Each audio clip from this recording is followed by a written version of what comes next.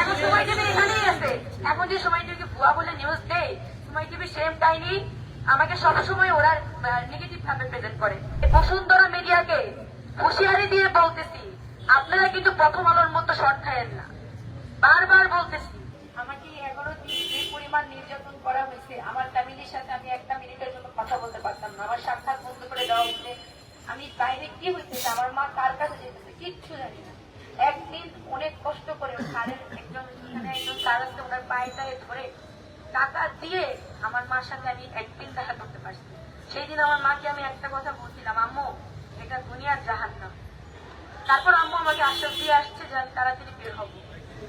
অনেক অনেক কষ্ট, আমি আসলে আমার জেলের অভিজ্ঞতাটা এখানে শেয়ার করলে হয়তো বা 2-3 ঘন্টা 11 দিনের অভিজ্ঞতা আমি শেয়ার করতে পারবো না। আর আমার শরীরের অবস্থাও খুবই খারাপ।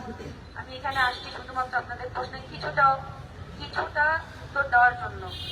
আমি কিছু কিছু জিনিস হাইলাইট করি। যখন দুর্জয় বাংলাদেশ প্রতিদিনের সাংবাদিক, যদিও বাংলাদেশ প্রতিদিন থেকে ওকে বের করে দেওয়া হয়েছে, এখন কালবেলার সাংবাদিক, কিন্তু যখন আমার সাথে মামলা এরকম হয়েছিল তখন উনি বাংলাদেশ প্রতিদিনের সাংবাদিক ছিলেন। উনি প্রথমে আপোষনামা নিয়ে আসেন আমাদের কাছে।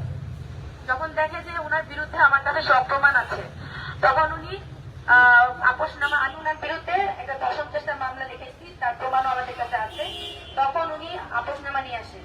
আপোষনামা সাইন করি নেই, এটা অনেকের প্রশ্ন, কেন তাহারিমা আপোষনামায় সাইন করলো না? ওই আপোষনামায় কি লেখা ছিল আপনারা আদৌ জানেন? ওই আপোষনামায় লেখা ছিল আমি ওকে কিডন্যাপ করছি, কিডন্যাপ করে গাজীপুরে নিয়ে আসছি, মারধর করছি, এমনকি ওর বাইক এবং মোবাইল ফোন সবকিছু ছিনাই নিয়ে ওকে, মানে টাকা পয়সা নিয়ে, কত টাকা লিখছে, 50,000 টাকা, 50,000 টাকা নিয়ে ওকে ছেড়ে দিচ্ছি। কিন্তু ওই মিডিয়াতে এসে বছর থেকে 50 কোটি টাকা নিচ্ছি। ওই ফকিন্নির বাচ্চার কাছে 50 কোটি টাকা আসলো কিভাবে? ফকিন্নির বাচ্চা 50 কোটি টাকা, ওর অফিসার, বাংলাদেশ প্রতিদিনের অফিসারের কাছে 50 কোটি টাকা আসো, গুনতে পারবে 50 কোটি টাকা? তারপর এই মামলা আমাকে যখন আপোষনামায় এত কিছু লেখা, তখন আমি বলছি আপনারা যা যা লিখছেন তার একটাও আমি করিনি, আমি আপোষনামায় কেন সাইন করবো? ওখানে আমার সাথে আরো 3 জন, এই মামলার আসামি হচ্ছে মোট 4 জন। তার নাম্বার 1 নাম্বার বিবাদী আমি, প্রধান আসামি আমি, আমাকে বানানো হয়েছে। তো ওইখানে উনি উনি আমাকে 6টা ধারা দেওয়া হয়েছে। 6টা ধারার মধ্যে কি কি ধারা আপনারা শুনলে অবাক হবেন। মামলা বাণিজ্য, প্রতারণা, চাঁদাবাজি, মারধর, চুরি, এই ধারাগুলো কোনোটাই আমি কখনো করি নাই। তো উনি এইভাবে ধারাটা নেওয়ার ওই আয়ু, আমার মামলা যে আয়ু এসআই ফারুক, ওনাকে আসলে টাকা না দেওয়ার জন্যই উনি বারবার রিমান্ড চায়। আমার 2বার কোর্ট হলো, 2বারই আমার রিমান্ড দেওয়া হলো, রিমান্ড মঞ্জুরও হইলো। যেখানে আমাকে কোর্টে দেখানো হইলো যে আমার পরীক্ষা সামনে, এমনকি আমার বয়স 17 বছর, তাও 2বার আমার রিমান্ড মঞ্জুর হয়েছে কোর্ট থেকে। তারপর মামলার আয়ু স্বীকারোক্তি দিছে যে আমার মার কাছে বলছে উপর লেভেল থেকে চাপ আছে। আমি আসলে জানতে চাই উপর লেভেলের কে আমাকে জেল থেকে জানতে চায় না। এটা আমাকে অনেক আগেও বলা হয়েছে যে ওই দুর্জয় যখন মামলা লিখাইতে যায় তখনও সেম কথাটা শুনছি, উপর লেভেলের আদেশ আছে। উপর লেভেলের আদেশ থেকে আমাকে মামলায় ফাঁসানো হয়েছে। অথচ যখন ম্যাজিস্ট্রেট জিজ্ঞেস করলো আমার আয়ুকে যে 1 নাম্বার বিবাদীর পক্ষে কোনো প্রমাণ, বিপক্ষে কোনো প্রমাণ আপনার কাছে আছে, উনি বললো না। তাহলে কেন আমার রিমান্ড মঞ্জুর হইল? এই প্রশ্ন আমার ওই ম্যাজিস্ট্রেটের কাছে। তারপর আমার যখন আমাকে কারাগারে রাখা হয়েছে, অনেক এই অভিজ্ঞতাগুলো আমি আপনাদের সাথে শেয়ার করবো। আমি আসলে শারীরিক মানসিক দুইভাবে অনেক অসুস্থ হয়ে আছি। আমি আসলে এটাই বলবো যে আপনারা যদি ভিডিওগুলো একটু খেয়াল করেন, যে প্রমাণগুলো আমি ছাড়ছি নেটে, ও যদি, আচ্ছা আপনাদের কাছে আমার একটা প্রশ্ন, আপনারা তো এখানে সবাই সাংবাদিক, আপনারা ঢাকার সাংবাদিক, আপনারা যখন গাজীপুরে যাবেন অবশ্যই আপনারা অফিসকে ইনফর্ম করবেন। তাহলে ও যদি আসলে নিউজের কথা বলে, আমি যদি নিউজের কথা বলে গাজীপুর নিয়ে যাই, ও কেন ওর অফিসকে ইনফর্ম করলো না? ও অফিসকে ইনফর্ম না করেও গেছে, এই জন্য বাংলাদেশ প্রতিদিন থেকে বের করে দিচ্ছে। এতটুকু সেন্স আপনাদের অবশ্যই আছে।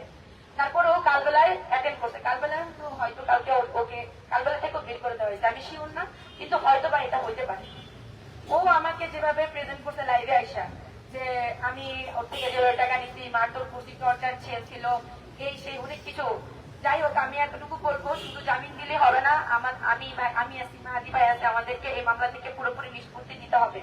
কারণ আমরা এই মামলায় আর থাকতে চাচ্ছি না, মামলাগুলো তাড়াতাড়ি শেষ হয়ে যাক, এতটুকু মানে অনুরোধ আপনাদের কাছে, যাতে আমাদের এই মামলা থেকে তাড়াতাড়ি বের করে দেন।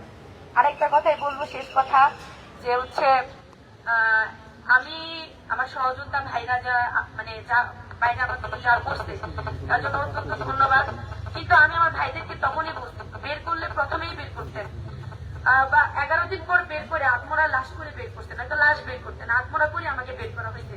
ওই 11 দিন আমার কাছে ওই জেলটা ছিল টর্চার সেল। এক কথা ওই আমার কাছে ওই জেলটা ছিল টর্চার সেল।